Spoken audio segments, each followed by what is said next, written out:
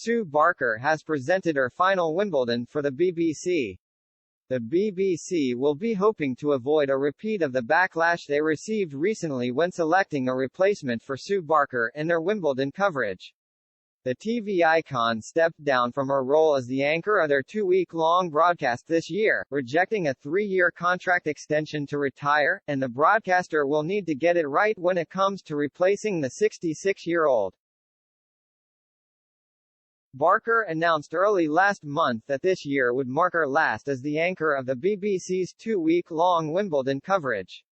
The former tennis pro had been involved in the broadcast for over 2 decades and confirmed that she felt the time was right to step down, having been the main presenter for the coverage since 2000.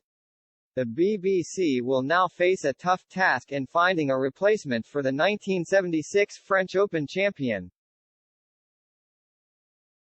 Having previously come under fire when they brought in a new presenter for A Question of Sport after Barker stepped down in 2020, following 24 years as the host of the quiz show.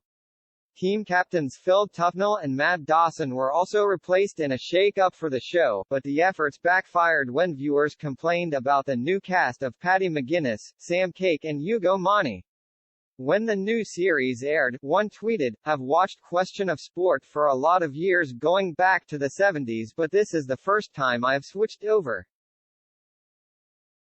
Bring back Sue, Matt and Phil." And the BBC were accused of ruining the show, as another viewer wrote, "Looks like a BBC have totally ruined what was an excellent program. Bring back Sue Barker and company." The BBC has so far remained coy over who will replace Sue Barker, or whether the 2-week broadcast from the All England Club will undergo its own shake-up with several presenters sharing the role. The tennis world was in shock when Barker announced her decision to retire at the conclusion of this year's championships. As Andy Murray admitted, the 66-year-old had always made him feel comfortable. "Away from the camera, I always loved chatting to Sue," he said ahead of Wimbledon. "It was like chatting to my mum, or a relative almost.